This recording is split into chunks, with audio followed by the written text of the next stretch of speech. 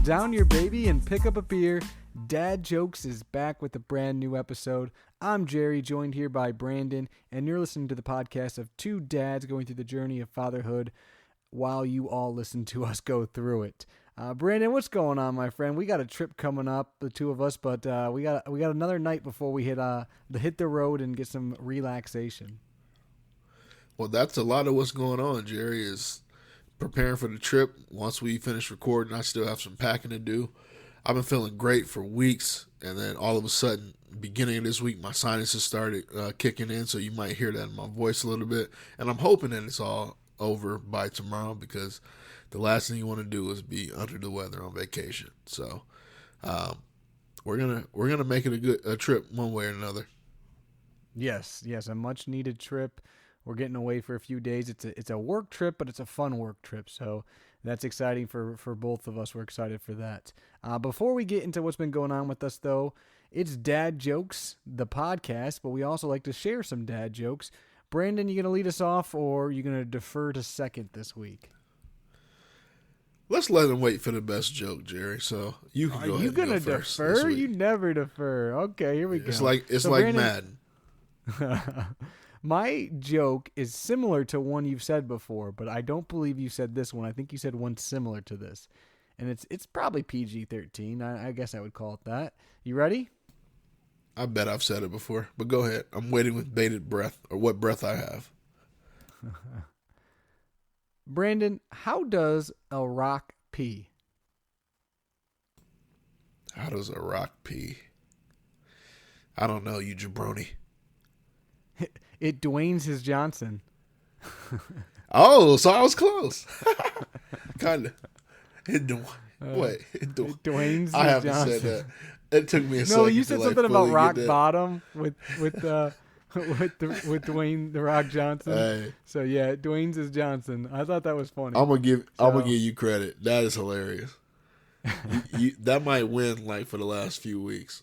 That's funny. That one's one of my. I've heard it before, but it's been a long time, and that one is definitely one of my favorites. So that was a good one. So we started with that. My brain went to the right place because I called you a jabroni, which was one of his taglines when he was wrestling, but I didn't quite put that together. That was funny, legitimately. I had a delayed reaction to that, but it was pretty good.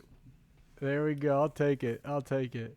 But Brandon, what's been going on with you this past week and in the Banks household?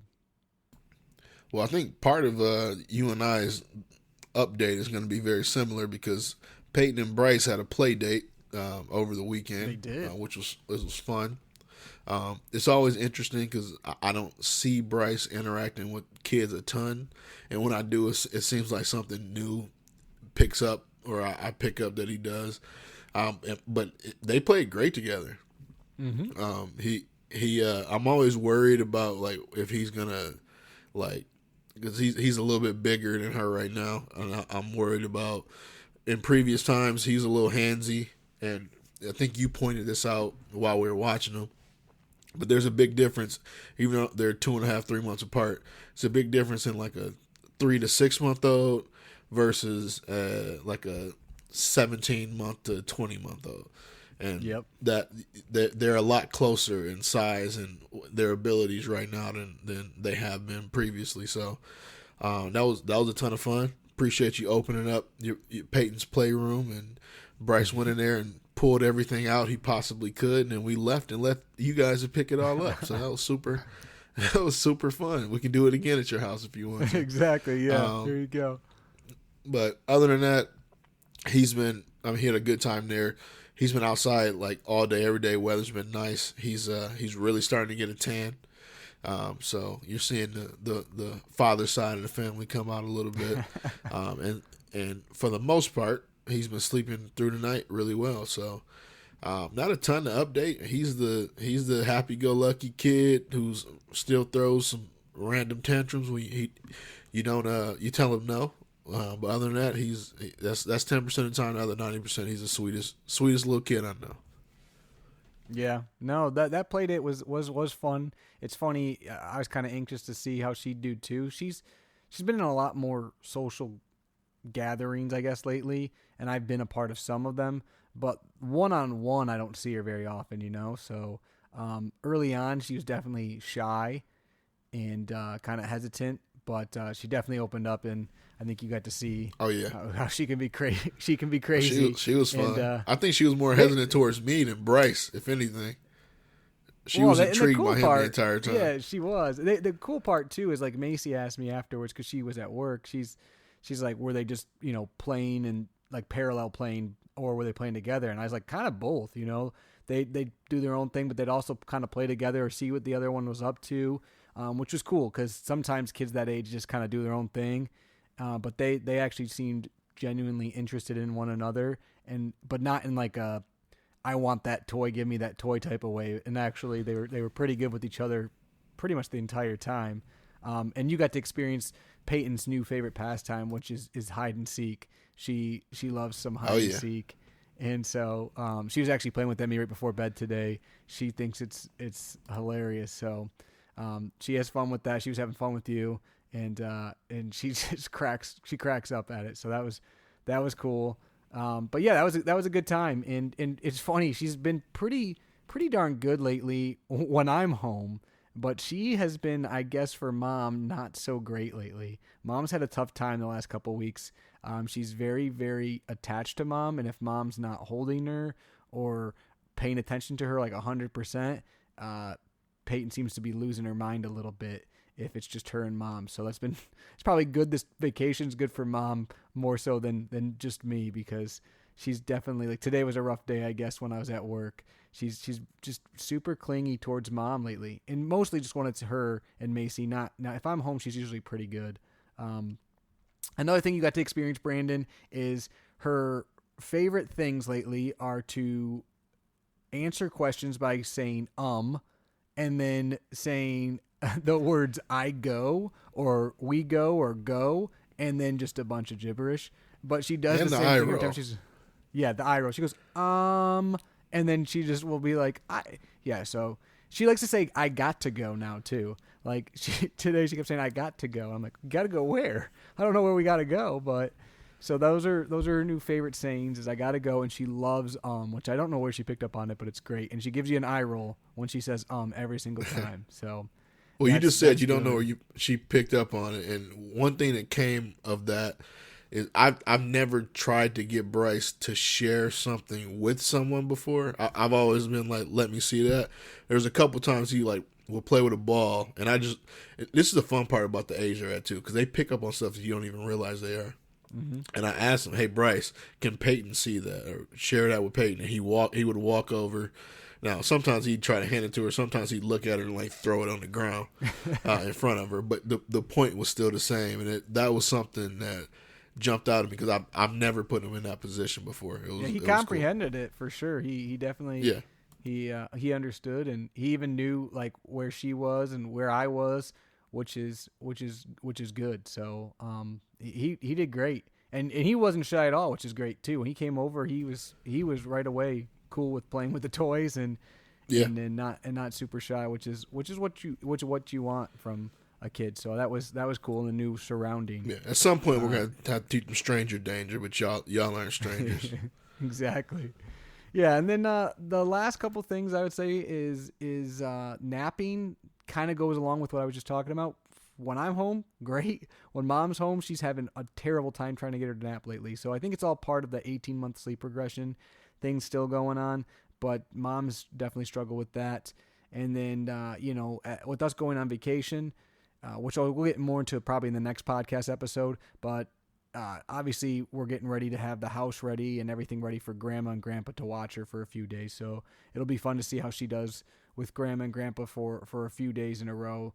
I think this will be the longest they've ever had her, because the last time we were away for a little bit, I think my mother-in-law and my mom kind of split time. So this will be a good experience for both Peyton and for my mother-in-law and father-in-law. So I'm excited for them. It'll be a lot of fun and a lot of work at the same time.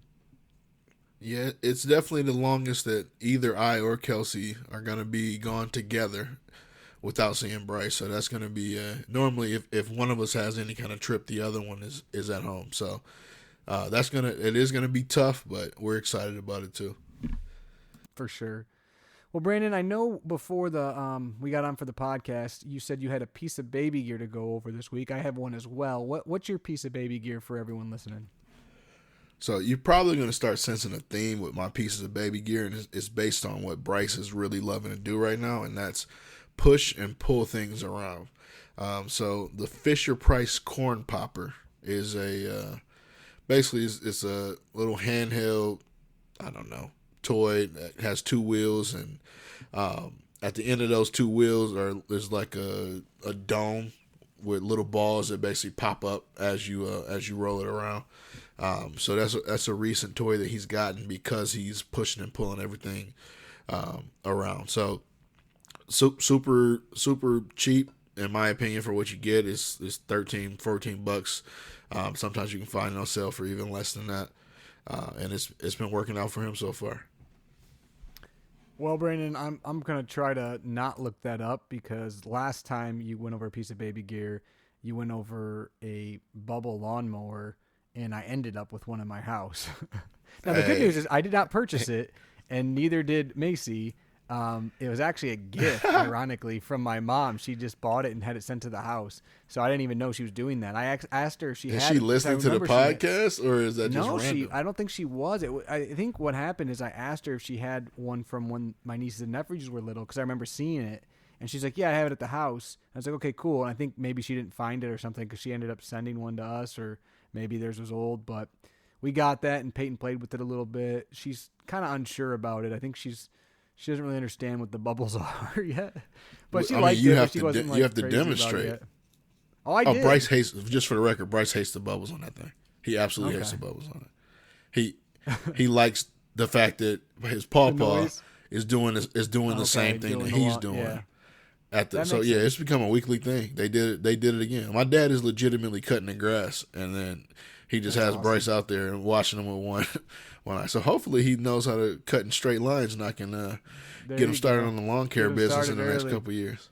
Peyton likes to wave when I mow the lawn because I have like a tractor. She likes to wave every time I go by. So she's interested in the lawnmower too, but I don't think in doing it, just watching me do it. So that was good. But my piece of baby gear this week, Brandon, is actually something you saw at my house, and I realized I don't think I've ever talked about on the podcast. But we have something in our house. It's called a growth chart. But basically, it's a plank that you put on your wall, and it tracks height, And a lot of people have probably seen people do it on actual walls, where they make these planks out of wood that measure it so that if you do move or want to move it from one room to another, you can take it with you, because you can just basically use like that 3M tape or whatever and put it to the wall, or even put it on a hook and then take it off. They sell them everywhere. Ours is from Etsy. You can get kind of a custom made one. It's got your last name on it, or it says a family saying, has pictures. I mean, you can get them anywhere from $20 to $100, but Etsy's got tons of them. We bought ours there, and it's super, super cool. We did one for Peyton's first birthday, but we're going to do it every year. And then all the kids that we end up having will be on it. So I think that'll be really cool for us, especially as they get older and older.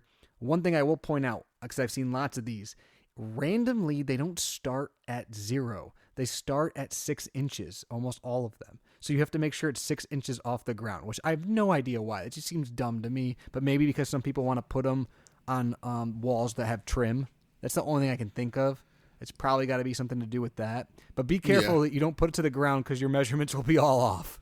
So make sure you do that right. But that's something that we have in our basement. And like I said, I know that's... I mean, it was kind of a big deal when Peyton turned 1, and it'll be exciting as they get older and they start to like realize what it is and measure themselves against their heights at certain ages and stuff like that. So that's a cool thing you can get. I know, like I said, Etsy has them, but you can probably find them anywhere. I mean, they're very, very common. Yeah. So what I'm going to do is order that, and then I'm going to go off of Bryce's 1-year appointment with his doctor and mark that off. Smart. Since we're behind the 8 ball a little bit. So. Think on your feet, dads, because I just thought about that right now. Yeah, that's actually a good idea. That should work. Know, and then you still have that kind of memory keepsake, that you get for any brothers or sisters that come, and we already have that, and he's gonna be like, "How come I don't have a 1 year?" Exactly. No, we're gonna fake it. There you go. Well, it won't really be fake. It just won't be. using you doing it yourself. It'll be off of actual measurements. It'll probably actually be more And Jerry, accurate. you're talking about other kids and stuff like that, and it just got me thinking about the fact y'all about to have one in like I less know. than 2 months, or we're close to that point, and I want to No, know it's what less the than heck your it's kids. like a month. I We're want to know we're what your like kid's almost name is, exactly a man. month away. Y'all, Yeah, y'all it's keeping this a exciting. secret. I will tell you, Brandon, this is kind of something I didn't go over, but Macy just had another appointment, and the doctor said, "You know that baby's huge, right?" So that's one. That's what you want to hear from your doctor. But they also told Macy that they would induce her at 39 weeks if she wanted. I don't think that's the way we're gonna go. She's still deciding. Obviously, we'll see how she feels. But I thought that was interesting because we didn't really go through that process or even conversations about that process the first pregnancy.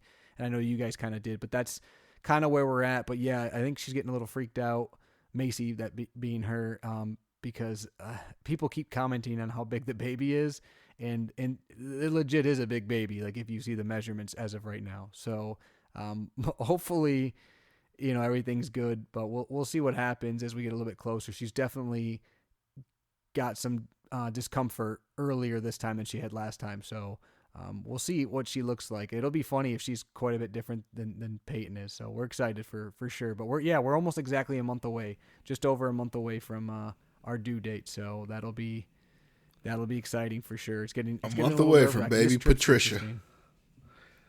Patricia. Oh, that's my Patricia, mom's middle name. Patricia Ann Oleski. That's my mom's middle name.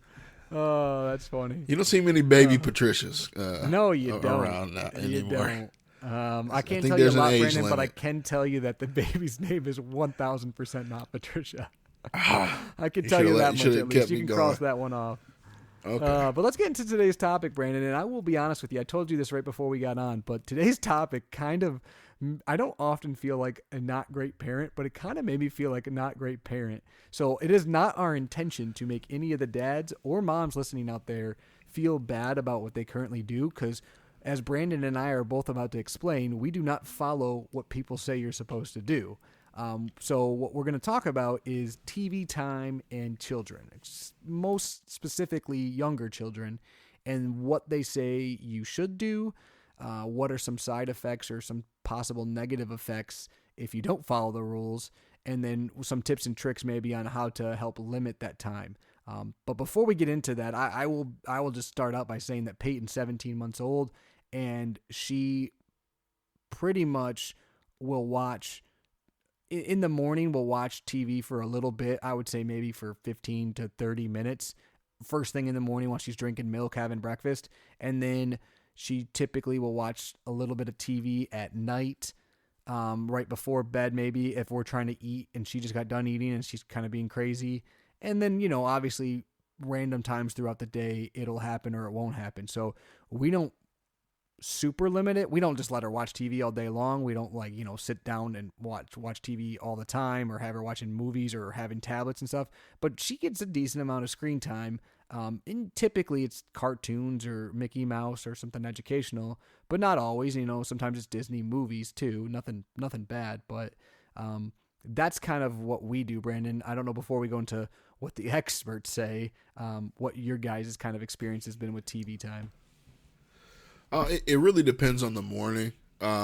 Some mornings I'd say two or three mornings out of the week.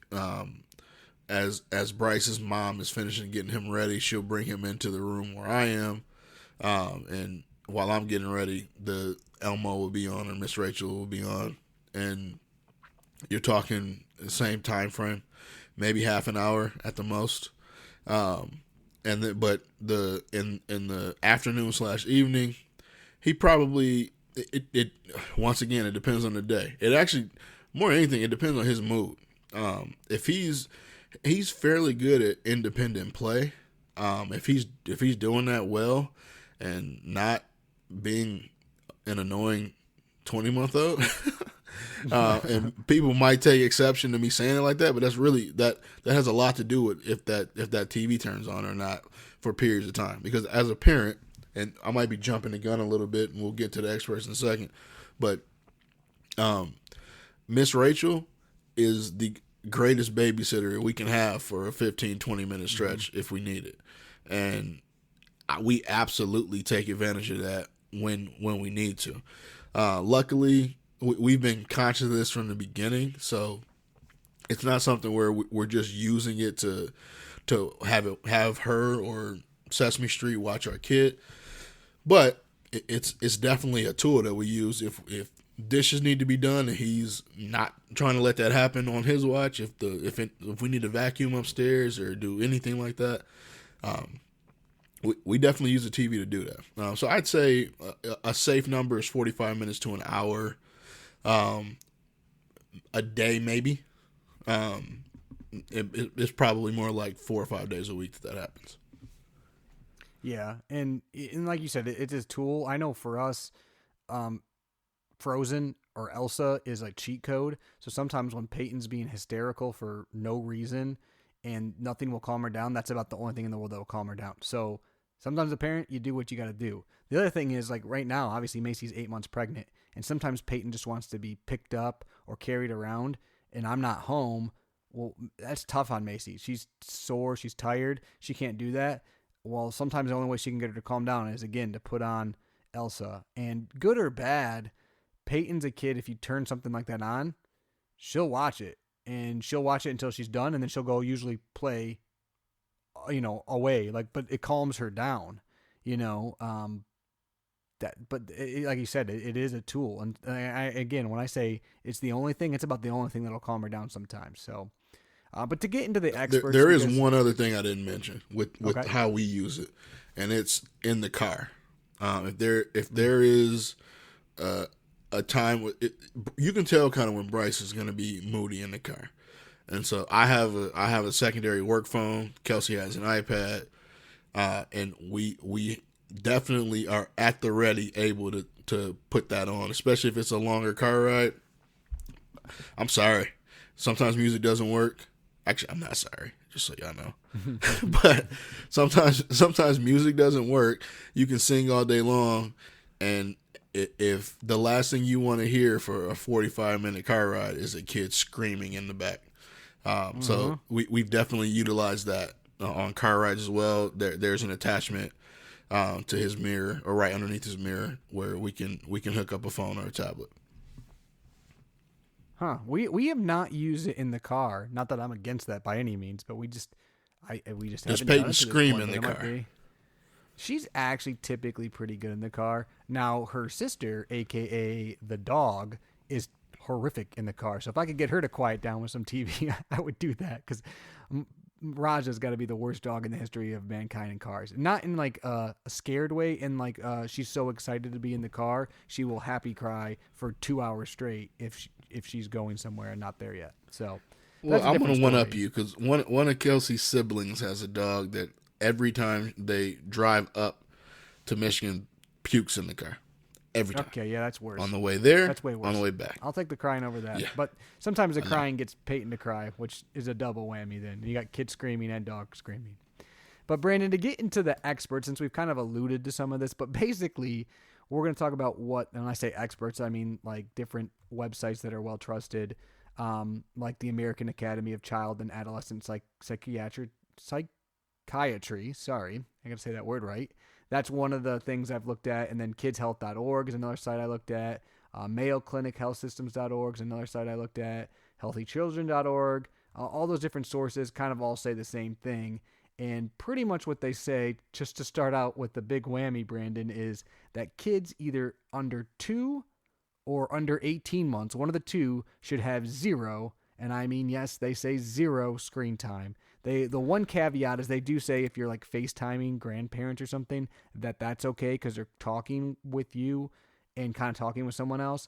But if not, they don't want you to have any screen time. And again, 2 years, some say 18 months, but 18 months at the youngest. And obviously Peyton's just 17 months, so we've for sure broken that. But that's kind of what the experts say in that regards. The reasons for that is if you don't follow that, they say it can have some negative lasting effects such as delayed speech, anger issues, sleeping issues, growth issues, and then just brain development issues, which all sound horrible and scary, But that being said too, Brandon, I'm gonna be honest with you. I know lots of people with kids. I don't know anyone who has kids that kids get zero screen time under the age of 2 years. That's just me personally. Maybe there are people out there, and if there are, good for you. I don't know how possible that is. So, but that's kind of what I read for experts under 2. Did you kind of see the same thing? Yeah, it's the exact same thing, and some additional reasons that and ways or things that they believe that the toddler or baby should do. Basically, one of the reasons for the negative effects, they feel like they can displace other activities. So they're saying that some people, instead of screen time, the child should be like playing, exploring, interacting with the caregivers. I've seen instances or articles that were talking about, if you are going to do a screen time, make sure that the parent is active with the screen time with the child. So you are, like, if I use Miss Rachel as an example, if we're calling out colors, the parent is calling out colors, stuff like that. And all that is fine and good. And there is legitimate research that goes behind these articles. There was a case study in China where they took kids who were basically learning the same material. One was with humans teaching it, the other was with basically learning it on a screen. And the babies and kids, after a period of time, who were learning in person, retain the information a lot more and a lot better than the ones who were on the screen. But I think a big thing with this, at least this is complete opinion, is if you're using that as like a big crutch. Because if I'm looking at from like an independent play, that's something that Bryce is doing in our case 90% of the time. But if he's throwing a tantrum and there's no way to get him to calm down, sometimes that distraction is helpful for everyone involved, which mean mom and dad as well. Yeah, and I think that's a good point. I think the other thing too is, like, I know for us sometimes the TV will be on, or like let's say a show's on for Peyton, but like I said, she has other toys and activities nearby, and often after a little bit she'll go do that. So it's like the TV almost like calms her, and then she goes and plays anyways. So she's not like just sitting there watching the TV, or that's like if the TV is the only thing they have to do, that like I said, that could probably be worrisome. But if you're have the TV, but there's also, activities such as art activities or independent play toys or, blocks and cones and flashcards, different things that are helping them learn along with that helps as well. So, like you said, don't use it as a complete crutch. Also, you're talking about experts in the same articles. So when does it change? Okay, over 2 years of age, kind of like into the preschool age, they say no more than an hour a day. And then obviously as you get older, it can be a little bit more. But we're talking a lot about time. Content's also very important. If you're watching Miss Rachel or you're watching Sesame Street or these different shows, like I know Mickey Mouse Clubhouse, they teach stuff too, like because Peyton's watching some of that right now. Those types of things are going to be a lot better because hopefully they're at least teaching some stuff, or worst case scenario, there's nothing bad in it. But if you're watching like adult television, that can have some negative effects too. Like you got violence or language or loud noises and anger and stuff, things they don't understand, that can cause problems too, especially with speech, they say. So be careful of what you're watching. Like if they're watching TV and it's a kid's show versus if they're watching TV and it's an adult show, those aren't necessarily the same. So it's not just the time, but also what they're watching. Man, that means I can't watch Love and Hip Hop when Bryce is around. Maybe not. You can. You just what about Love is Blind? Love is Blind. Yeah. Well, we got our cameras on right now, so I don't think we can we can do the Love is Blind.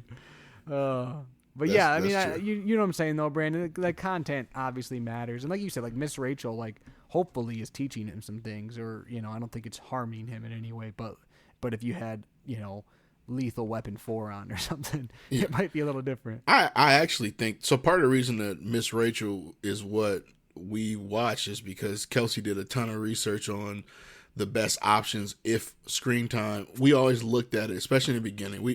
We absolutely in our minds before we had kids said we won't have any screen time. Yep, until we did too. The age was 1, but we're like we're not having screen time until he's 1, and That ain't happening, yo. I'm sorry.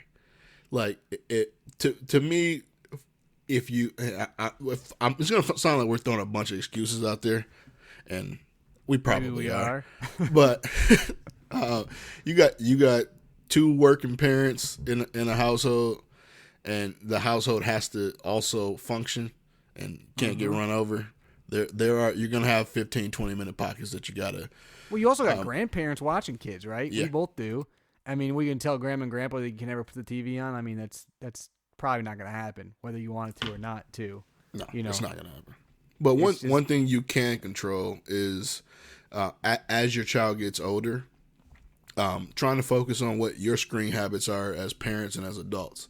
Because if that's something that you're going to try to enforce as your child becomes kind of cognizant of what you're doing, you don't want to be the bad example of that either, who's trying to tell the child, do as I say, not as I do. So that may mean that when you get home, the phone needs to get put down. You need to enjoy family time. That's a screenless time, or limit the screens as much as possible. And that's something I'm guilty of myself.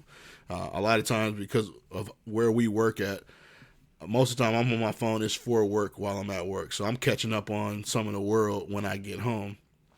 That's not necessarily necessary, especially in front of your kids.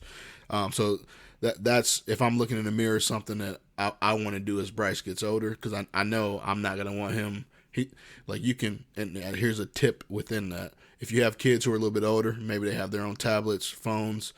I know for a fact on iOS devices, you can limit right in the settings for the kids the amount of screen time that they have.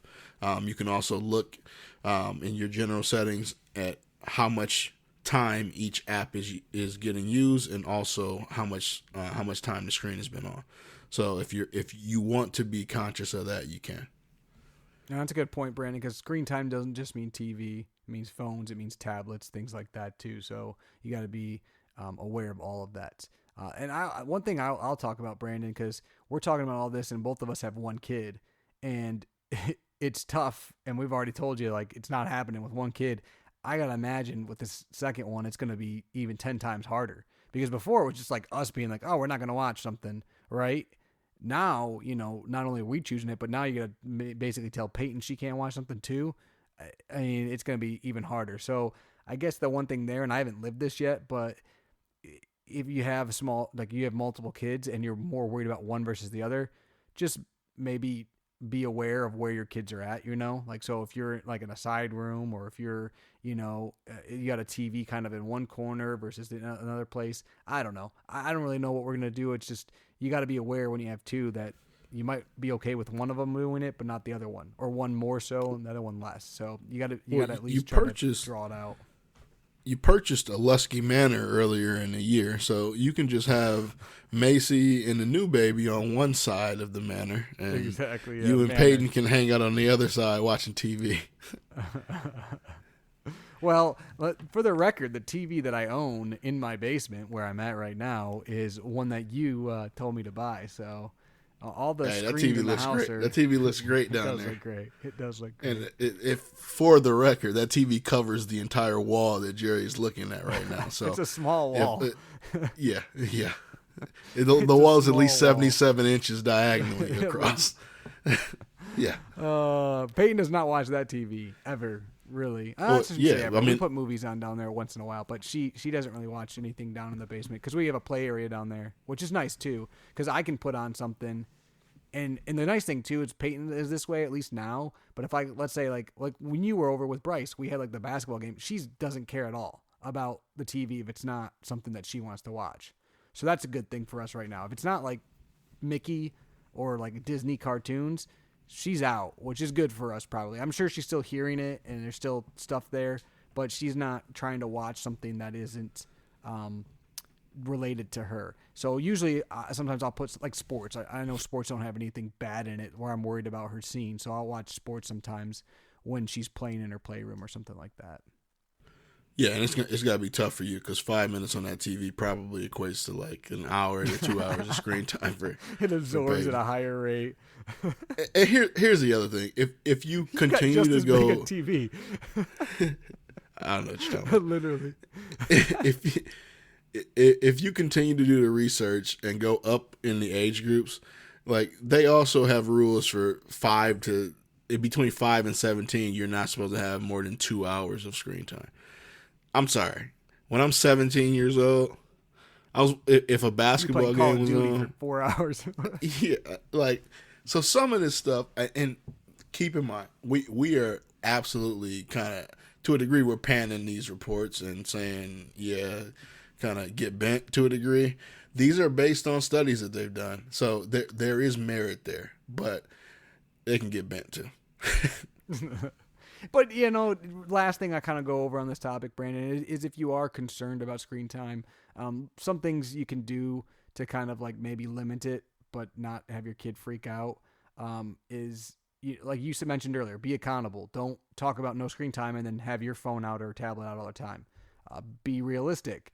Make sure that you're not just going to cut it off if you've been watching lots of TV. You got to maybe set time limits or certain times of the day where you do it. And then, go outside and create other activities that are fun. If your kid's going to be okay if you're doing something else fun if it's not involved with the TV. So if you have time, do something fun. Do coloring, do art projects, do like sensory things, or play with different toys, read books, go outside, go for walks. I mean, there's lots of little different activities you can do that aren't related to being a screen. Especially if you're in nicer weather, going outside and being outside the house kind of eliminates those screens to a degree. So those are some things you can do. I think that's the best tip of the day. Yeah, offer an alternative. I believe in that with screens. I believe in that with discipline. If they're doing something you don't want them to do, it's pretty simple. Offer an alternative. In our cases, they're not necessarily at the age where if that alternative is not offered, that frustration won't follow. So you got to be aware of that as parents. Yeah, and one thing I'll say, Brandon, to end this is the more we do this podcast, the more I realize that I'm turning into my dad at sometimes. Because I remember growing up, my dad just constantly yelling at us to go outside and to get away from the TV, things like that. And obviously, I'm not doing that to Peyton at 17 months, but like in your head, you're like, yeah, you need your kids outside. You need to get them away from. And it's like you understand now, as a parent, but yeah, I mean, kids are gonna want to watch TV as they get older. They're gonna want screen times, probably now more than ever. But create other options for them, and then be involved in those other options.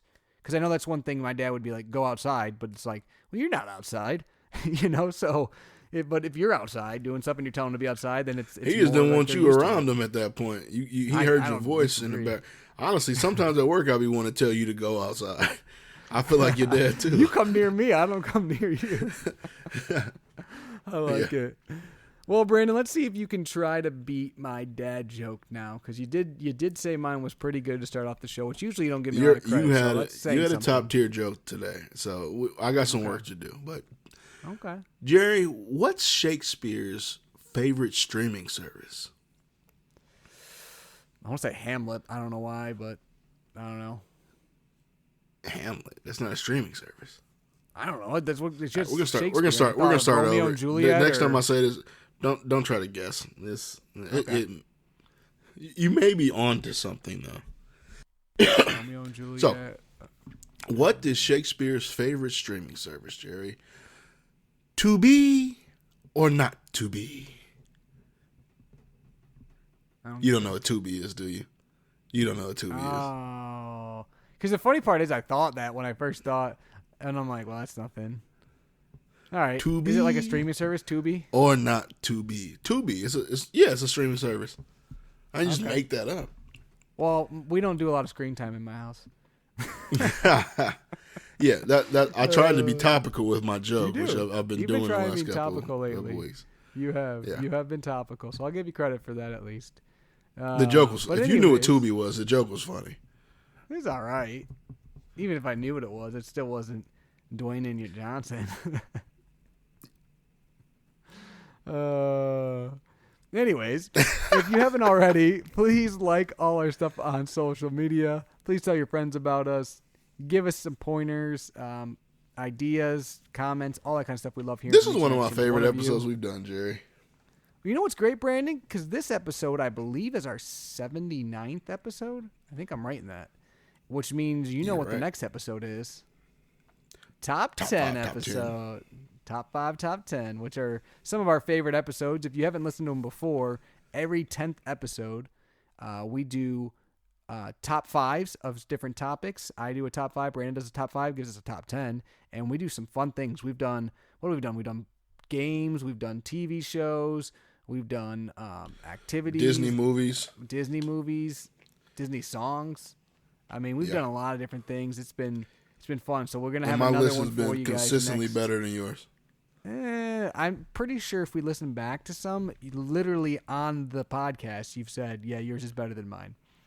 So specifically talking about TV shows growing up. I said consistently. I didn't say every time. I said consistent. That's fair. Words mean things, Jerry.